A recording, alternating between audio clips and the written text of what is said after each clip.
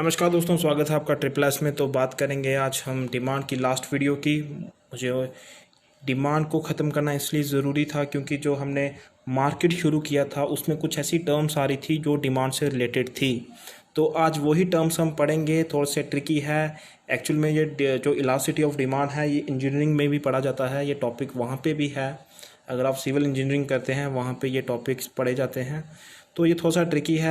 I hope आपको easy से understand होगा। मैं पूरी कोशिश करूँगा आपको ये समझाने की। तो आज बात करते हैं हम कि इलास्टिसिटी ऑफ डिमांड क्या है। देखो, सबसे पहले जो इलास्टिसिटी ऑफ डिमांड है ये कंसेप्ट किसने दिया था? ये कंसेप्ट दिया था मार्शल ने। उनकी एक बुक पब्लिश हुई थी जिसका नाम था प्रिंसिपल ऑफ इकोनॉमिक्स, जो 1890 में पब्लिश हुई थी। इलास्टिसिटी ऑफ डिमांड में देखो, ये जो कंसेप्ट दिया है ये मार्शल ने दिया है। और मार्शल जो था ये माइक्रो इकोनॉमिक्स था। माइक्रो कैसे आपको पता लगा? क्योंकि यहाँ पे सिर्फ बात जो चल रही है वो डिमांड की बात चल रही है, ठीक है। अगर यहाँ बात चलती एग्रीगेट डिमांड या टोटल डिमांड की तो ये मैक्रो होता, ठीक है। तो ये माइक्रो के इकोनॉमिक्स थे, काफ़ी बड़ा योगदान रहा है इनका माइक्रो में, ठीक है। एग्ज़ाम में ये पूछा जा सकता है कि इसका कंसेप्ट किसने डेवलप किया था। आप दिमाग में रखेंगे कि मार्शल जो थे उन्होंने इलास्टिसिटी ऑफ डिमांड का कंसेप्ट दिया था, ठीक है। तो सबसे पहले हम देखेंगे इलास्टिसिटी ऑफ डिमांड है क्या, ठीक है। इलास्टिसिटी ऑफ डिमांड की डेफिनेशन कहती है ये हम मेज़र करते हैं quantity demand of goods to change in price. देखो, प्राइस के चेंज होने पर कितनी डिमांड में चेंज आ रहा है उसको मेज़र करने का एक ये तरीका है जिसे हम इलास्टिसिटी ऑफ डिमांड कहते हैं, ठीक है। इसे हम ऐसे भी कह सकते हैं how much quantity demand change due to the change in price of commodities, ठीक है। तो ये इसको कैलकुलेट करने का तरीका होता है क्वांटिटी टर्म में। हमने पहले जो डिमांड जितनी भी पड़ी वहाँ पे हम सिर्फ ये देखते थे कि भाई ऐसे टर्म्स होती थी, हम कहते थे ये प्राइस है और ये जो है डिमांड है, ठीक है। इतनी प्राइस हो गया तो इतनी डिमांड होगी, इतना प्राइस होगा तो इतनी डिमांड आ जाएगी, ठीक है। प्राइस कम होने पर डिमांड इतनी बढ़ जाएगी। पर एक्चुअल में कितनी बड़ी है मेज़र करने का कोई हमारे पास तरीका नहीं था। तो इसलिए इलास्टिसिटी ऑफ डिमांड जो डेवलप हुआ था उसमें हम ये मेज़र करेंगे एक्चुअल में कितनी चेंज हुई है डिमांड और कितना प्राइस कम हुआ है, ठीक है। तो ये था इलास्टिसिटी ऑफ डिमांड। उसके बाद हम बात करेंगे प्राइस इलास्टिसिटी ऑफ डिमांड क्या है। प्राइस इलास्टिसिटी ऑफ डिमांड भी सेम है इलास्टिसिटी ऑफ डिमांड, बस इसमें यह है कि इसमें हम ये मेज़र करते हैं percentage change in demand due to percentage change on price of a commodity. मतलब कि जो परसेंटेज चेंज आएगा डिमांड में किसकी वजह से, जितनी परसेंटेज चेंज होएगी प्राइस की, ठीक है। देखो, सिंपल सी टर्म है प्राइस इलास्टिसिटी ऑफ डिमांड। क्या कहता है कि हम इसमें ये मेज़र करते हैं कि डिमांड में कितना परसेंट बदलाव आया है due to percentage change in price की वजह से, ठीक है। तो ये हो गया प्राइस इलास्टिसिटी ऑफ डिमांड। हमने इससे पहले बात की थी इलास्टिसिटी ऑफ डिमांड क्या है। देखो, कभी कभार एग्ज़ाम में ये भी पूछ लिया जाता है कि इलास्टिसिटी ऑफ डिमांड का फॉर्मूला क्या है। तो इलास्टिसिटी ऑफ डिमांड को हम मेज़र इस तरह से करते हैं ईडी से, ठीक है। इसका जो फॉर्मूला है वो हम ऐसे लिख सकते हैं, पी जो है प्राइस है, क्यू जो है क्वांटिटी है, into delta Q divided by delta P. P price divided by quantity into change in quantity change in price. ये इसका इलास्टिसिटी ऑफ डिमांड को कैलकुलेट करने का एक फार्मूला है। कभी कभार एग्ज़ाम में ये पूछ लिया जाता है तो इसे आप प्लीज़ नोट कर लें। तो उसके बाद हम बात करेंगे कि प्राइस इलास्टिसिटी ऑफ डिमांड कितने टाइप की होती है। कैलकुलेट देखो, जो measurement of price elasticity of demand है, 3 मेथड हैं इसको कैलकुलेट करने के। Total expenditure method, proportionate method और जियोमेट्रिक मेथड, ठीक है। ये तीनों मेथड इंपॉर्टेंट हैं। सिर्फ इनको अगर सवाल पूछेंगे तो ये पूछेंगे कि प्राइस इलास्टिसिटी ऑफ डिमांड को मेज़र करने के कितने मेथड्स हैं। तो आपको बस इतना पता होना चाहिए ये 3 मेथड हैं, ठीक है। इनके नाम आप याद रख लें। तो अगर हम इसे हो डीप में जाएंगे तो ये 5-6 वीडियो और बन जाएंगी, तो हम इसे इतना ही रखेंगे। इसमें सबसे इम्पॉर्टेंट चीज़ है degree of elasticity of demand, जो कि मार्केट में भी यूज़ हो गई वो टर्म। तो इसे हम यहाँ इतना ही रखेंगे। अब हम बात करेंगे कि degree of elasticity of demand क्या है और उसकी कितनी टाइप्स हैं, उसको हम डिस्कस करेंगे। देखो, 5 डिग्री ऑफ इलास्टिसिटी होती है। जो सबसे पहले डिग्री है इलास्टिसिटी की वो क्या है?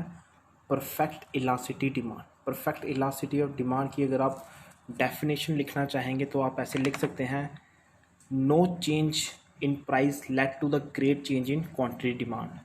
मतलब कि प्राइस में कोई चेंज नहीं आना पर डिमांड में एकदम से बड़ा ज़्यादा चेंज आ जाना। ठीक है, ये फर्स्ट डिग्री है। इसमें आपको पढ़ने वाली क्या चीज़ है उस पर ध्यान देना है कि जो परफेक्ट इलास्टिसिटी ऑफ डिमांड में जो इलास्टिसिटी होती है वो इक्वल टू इन्फिनाइट होती है, आप ये देख सकते हैं। ठीक है, इसमें जो परफेक्ट इलास्टिसिटी डिमांड होती है वो क्या होती है, हॉरिजॉन्टल होती है और किसके पैरेलल होती है, एक्स एक्सिस के। ठीक है, ये आपको याद रखना है। एग्जाम्पल के लिए मैं आपको बता दूं कि इंडिया में जो बाइक है, ठीक है, उसका रेट हमेशा कांस्टेंट रहता है, बट उसकी जो डिमांड है वो कभी कम होती है कभी ज़्यादा होती है। ये मान लो ये प्राइस है बाइक का और ये डिमांड है Q1 है, कभी Q1 हो जाती है कभी Q2 हो जाती है। जो इसकी डिमांड है वो क्या है, इन्फिनाइट। ठीक है, तो आपको क्या दिमाग में रखना है हमेशा कि जो परफेक्ट इलास्टिसिटी ऑफ डिमांड में जो इलास्टिसिटी होती है वो किसके इक्वल होती है, इन्फिनाइट के। ठीक है, उसके बाद हम बात करते हैं परफेक्ट इन इलास्टिक डिमांड। ठीक है, परफेक्ट इन इलास्टिक डिमांड में क्या है, अगर इसकी आप डेफिनेशन लिखना चाहेंगे तो आप ऐसे लिख सकते हैं, no change in demand due to change in price. ठीक है, मतलब कि प्राइस में चेंज आना पर जो डिमांड है वो कांस्टेंट रहेगी, उसमें कोई भी चेंज नहीं आएगा। देखो ये जो डिमांड है, ठीक है, परफेक्ट इनइलास्टिक डिमांड कर्व है जो, ये क्या है, वर्टिकल है। ये किसके पैरेलल है, वाई एक्सिस। ये एक्स एक्सिस होता है, ये वाई होता है, ये प्राइस के इक्वल है। देखो इसकी अगर एग्जांपल देखें वो हम ले सकते हैं साल्ट। ठीक है, देखो साल्ट का अगर प्राइस बिल्कुल फ्री भी हो गया, साल्ट मान लो अगर साल्ट फ्री हो गया, क्या आप साल्ट ज़्यादा खाएंगे, नहीं, आप उतना ही खाएंगे जितनी आपको नीड है। अगर 50 रुपये भी हो गया, क्या आप साल्ट कम कर देंगे, नहीं करेंगे, आप उतनी ही क्वांटिटी यूज़ करेंगे जितनी आपको डेली नीड होती है। ठीक है, तो साल्ट इसकी बेस्ट एग्जांपल है कि प्राइस के चेंज होने पर आपकी जो डिमांड है वो कांस्टेंट रहती है। ठीक है, तो इसमें जो एग्जामिनर पूछता है वो ये पूछ सकता है कि perfect in elastic demand curve में जो इलास्टिसिटी होती है वो किसके इक्वल होती है, वो इक्वल टू ज़ीरो होती है। और इसमें जो कर्व बनती है वो क्या बनती है, वर्टिकल बनती है। किसमें, परफेक्ट इन इलास्टिक्स में। ये सेकंड डिग्री है किसकी, इलास्टिसिटी ऑफ डिमांड की। ठीक है, 5 डिग्री ऑफ इलास्टिसिटी पढ़ रहे हैं, ये सेकंड है। ठीक है, देखो जो थर्ड डिग्री है उसको आप क्या कह सकते हैं, उसे आप यूनिटरी इलास्टिसिटी ऑफ डिमांड कह सकते हैं। जो उसकी इलास्टिसिटी होगी वो इक्वल टू हमेशा 1 होगी। कैसे, देखो इसमें क्या होगा, अगर मान लो 10% आपका प्राइस कम हुआ, ठीक है, उतना ही 10% क्या होगा, आपकी डिमांड बढ़ जाएगी। ठीक है, अगर आपका जितना प्राइस में कमी आएगी उतना ही डिमांड का बढ़ जाना। अगर जितना कम होगा उतनी वाई एक्सिस कम होने पर एक्स एक्सिस बढ़ जाना, तो जो वैल्यू होगी वो ऑलवेज क्या होगी, इक्वल होगी। ठीक है, ये आपको इंडिफरेंस कर्व में ये चीज़ समझ आएगी। आप सिर्फ इतना याद रखें, इसमें यूनिटरी इलास्टिसिटी ऑफ डिमांड में क्या होता है कि जितना प्राइस में कमी आएगी उतना डिमांड इंक्रीज़ होगा। तो जितना इसमें कम हो गया इसमें बराबर हो गया, 10 यहाँ से कम हुआ 10 यहाँ से हुआ, वैल्यू तो इक्वल टू ज़ीरो रही।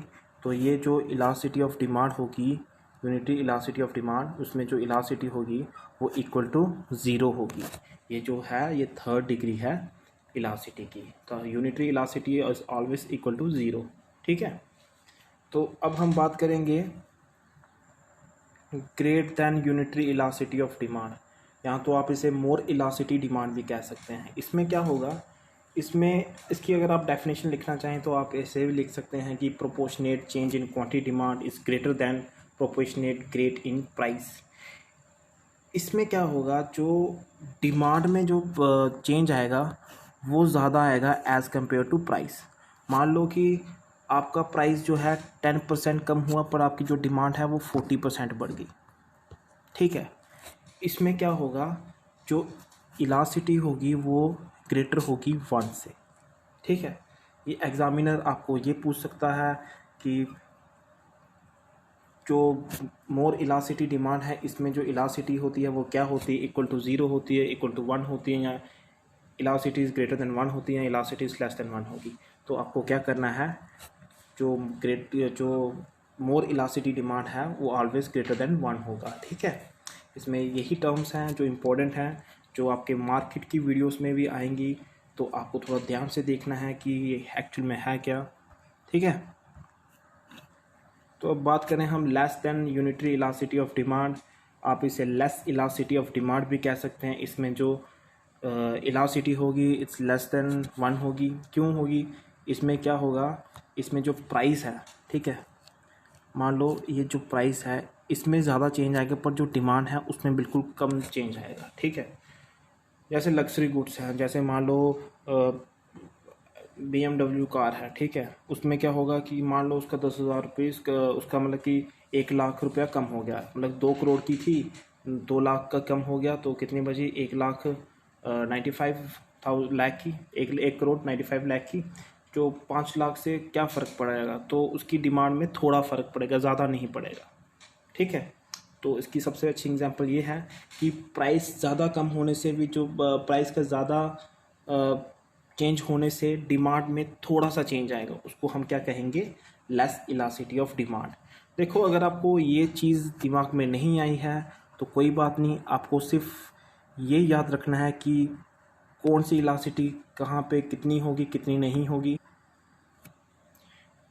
ये चीज़ जो है ना, ये डिग्री है, 5 डिग्री हैं। अगर आपको वीडियो बिल्कुल समझ नहीं है ये, बस आपको ये चीज़ें याद रखनी हैं कि परफेक्ट इलास्टिसिटी में इन्फिनाइट होता है, परफेक्ट इलास्टिसिटी ऑफ डिमांड में 0 होता है, परफेक्ट ये साथ में वर्ड है इन इलास्टिक। ठीक है, परफेक्ट इन इलास्टिक में 0 होता है, यूनिटरी इलास्टिसिटी ऑफ डिमांड में जो इलास्टिसिटी है वो इक्वल टू 1 होता है। ये सॉरी, ये डी नहीं है, सिर्फ ई है। ठीक है, डी मत लिख देना साथ में, अगर डी भी लिख लें तो कोई बात नहीं, बट सही नहीं रहेगा। तो आप सिर्फ E is equal to infinite, इसमें इलास्टिसिटी 0 होगी। इसमें डी तब लगता है जब हम इलास्टिसिटी ऑफ डिमांड की बात करें, पर यहाँ पे सिर्फ हम इलास्टिसिटी की बात कर रहे हैं, तो आप इसमें डी को इग्नोर करेंगे। इलास्टिसिटी इसमें इन्फिनाइट होगी परफेक्ट इलास्टिसिटी में। आप बस ये टर्म्स को याद रखेंगे, ठीक है, कि यूनिटरी इलास्टिसिटी में क्या होगा, परफेक्ट इलास्टिसिटी में क्या होगा। अगर आपको वीडियो समझ नहीं आए, वीडियो में डायग्राम से समझा रहा था कि आपको कभी भूले नहीं। अगर आपको फिर भी समझ नहीं आई है तो बस आप ये चीज़ याद रखें। ठीक है, ये मार्केट में यूज़ होगी। तो ये आपका लास्ट वीडियो थी डिमांड की। इसके बाद जो वीडियो आएगी वो मार्केट्स पे आएगी, वो भी उसकी लास्ट वीडियो है। एक ही वीडियो पे हम मार्केट ख़त्म करने की कोशिश करेंगे। तो थैंक यू।